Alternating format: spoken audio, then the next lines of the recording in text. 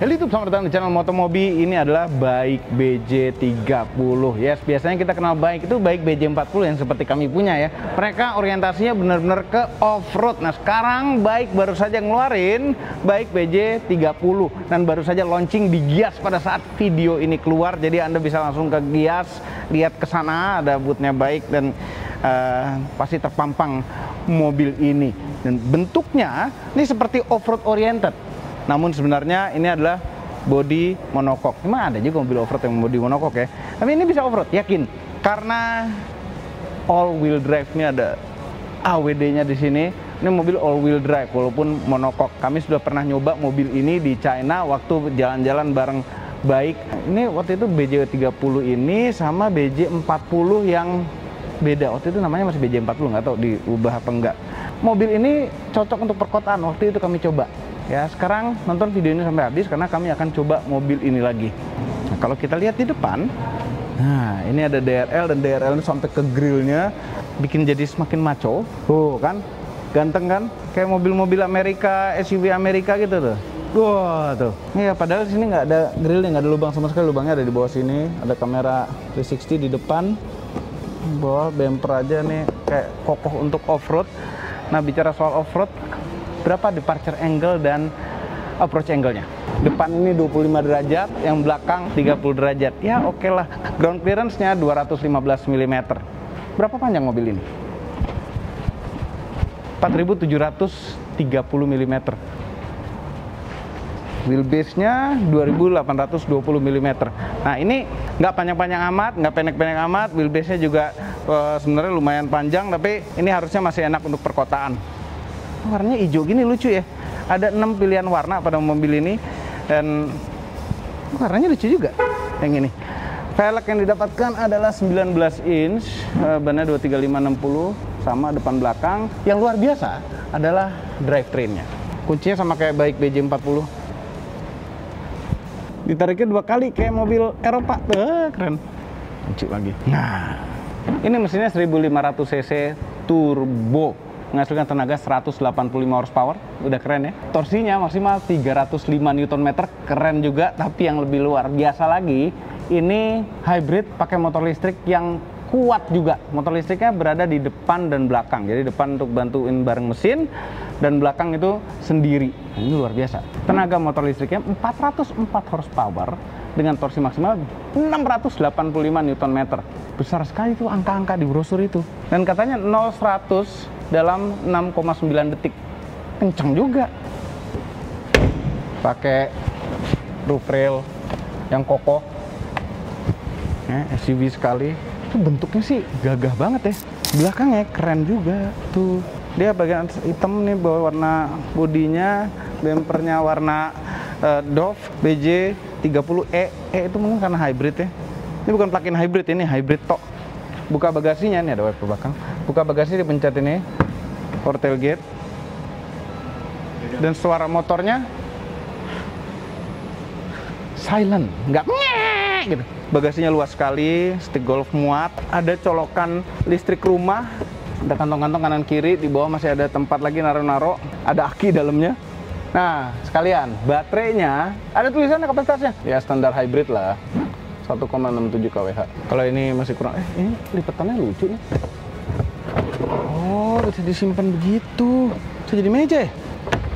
Di dalam situ, iya bener meja tuh. Ada tempat kakinya. Bisa jadi cover ini gitu?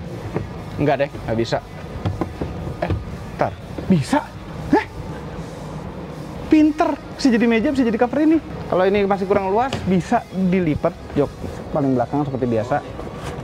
Ah iya, bawahnya dulu. Nih ya, sini cara ngelipetnya. Bawahnya dulu diangkat. Baru atasnya. Iya, rata lantai sekali. Tuh. Ah iya, ada 12 volt power outlet di belakang ini. Ini tuh ada footstep-nya. Dia rapi nih kalau ditutup, tuh footstep-nya jadi menghilang. Dibuka ada footstep-nya.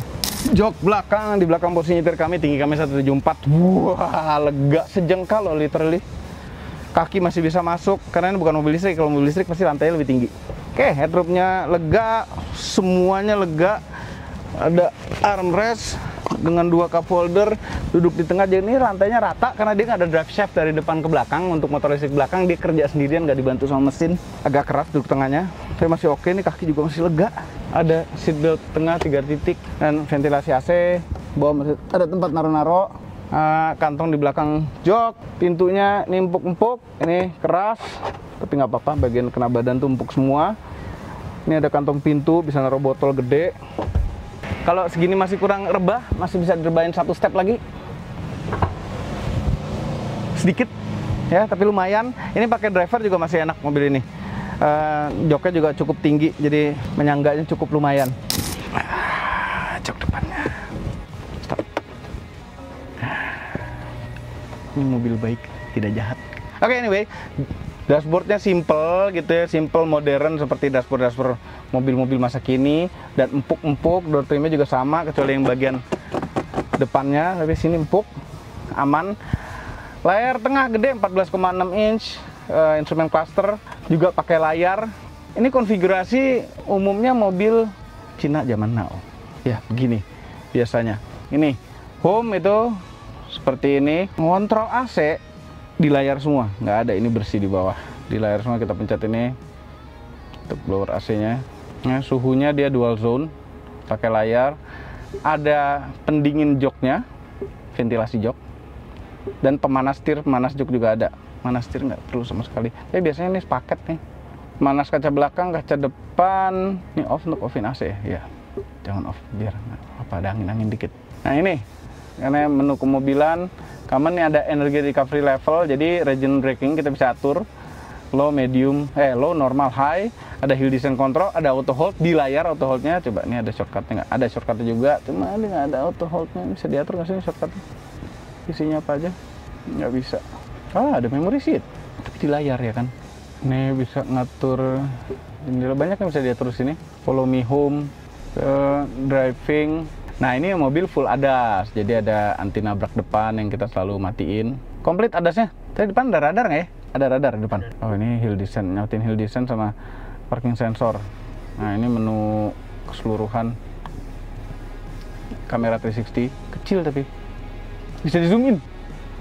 Terus ini ada Apple CarPlay dan Android Auto. Apple CarPlay-nya kayaknya sepertinya dia wireless.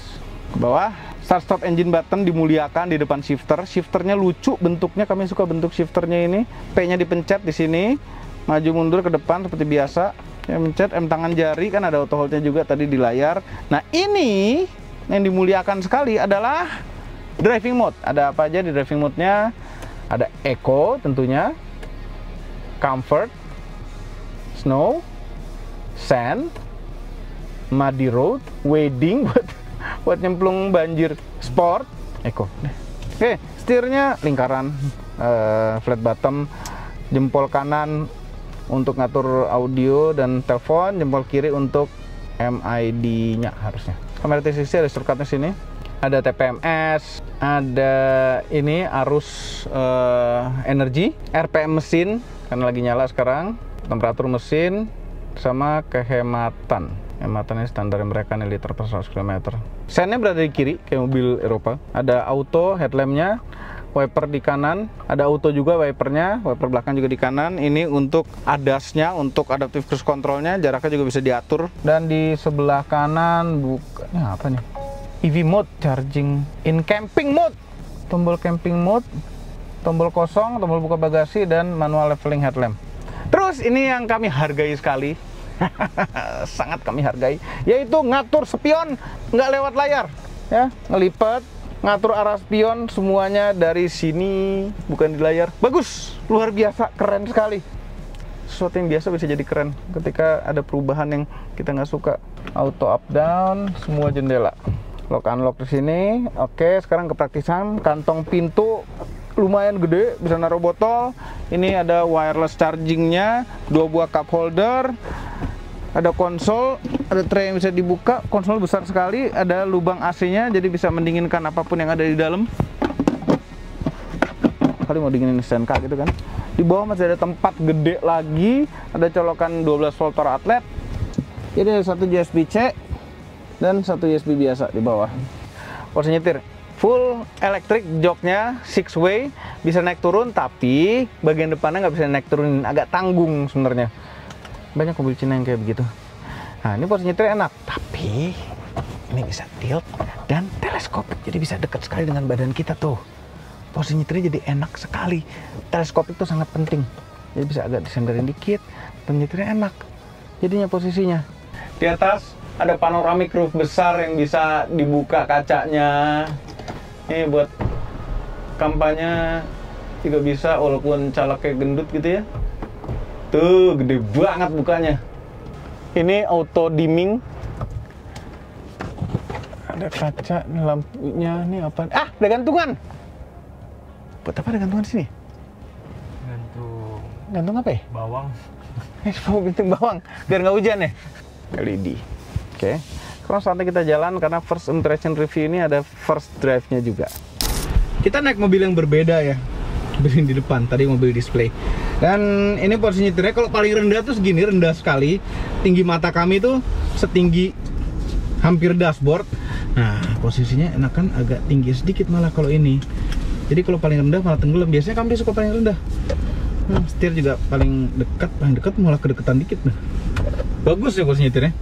Kap mesinnya tuh kelihatan gede gitu di depan, gede, lebar, panjang karena model boxy mobilnya.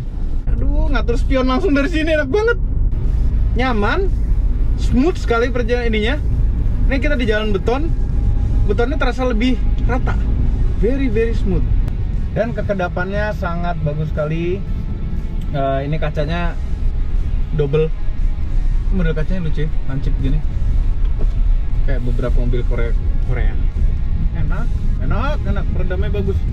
Jadi gelombang halusnya pun diredam dengan halus juga, tapi nggak halus sekali ya. Tensinya oke, kedepannya oke, kemudian kestabilannya ada body roll, tapi dia berhenti gitu aja, miring sedikit aja. Engine brake-nya kalau kita kerasin apa yang terjadi? Oh, ini udah high, sekarang low, pas gas nggak terjadi apa-apa, nggak ada ngereman, udah high. Regennya kurang kuat sih, kalau kuatan dikit pasti lebih asik nyetirnya. Berasa gede nyetirnya. Lihat Sigra di depan tuh longgar banget, ngelewatin area sempit. Ini berasa gede. Ini gara-gara efek kap mesin tuh, ngeliat ke depan kap mesin semua soalnya. Enak mobilnya. Visibility-nya enak lihatnya. Posisi kita memang nggak tinggi-tinggi amat, normal aja kayak naik MPV gitu ya. Tapi gara-gara ngeliat kap mesin gede di depan tuh ada feel kegagahan yang berbeda, kayak bisa menggagahi. Rasa setirnya normal, kayak tenaga. Oh ya, ya torsinya ada, tapi nggak kayak 600, cuma dia itu gradual naiknya, nggak langsung menggelegar kayak mobil listrik, wah gitu nggak. Kita coba lagi gaspol.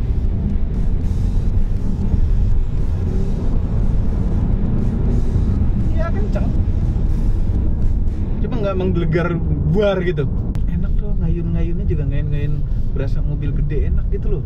Jadi ini 2 speed DHT gearbox. D-nya tuh bukan dedicated, D-nya itu adalah direct hybrid transmission.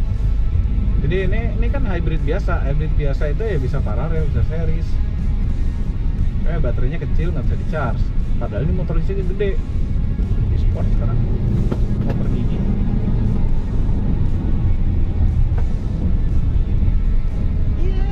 Kenceng, nggak menggelegar.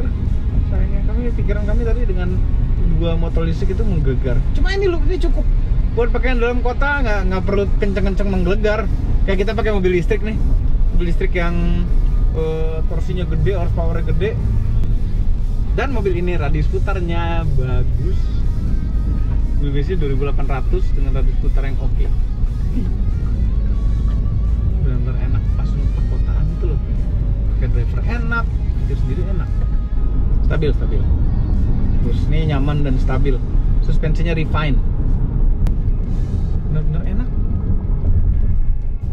Ini mobil sedang all wheel drive, nyaman. Tinggal harganya nih, kami belum tahu harganya berapa. Mesinnya kalau pas nyala halus, nggak kayak mobil-mobil hybrid yang dulu kan mesinnya nyala apa enggak tuh kita bisa ngerasain jelas gitu. Kalau ini ya kalau dirasa-rasa bisa ngerasain, cuma halus sekali. Natural rem ya, ini hybrid sih. Kalau mobil listrik ada rasa nggak naturalnya biasanya nih. Hybrid sebenarnya harusnya ada rasa nggak natural juga, tapi ini cukup natural.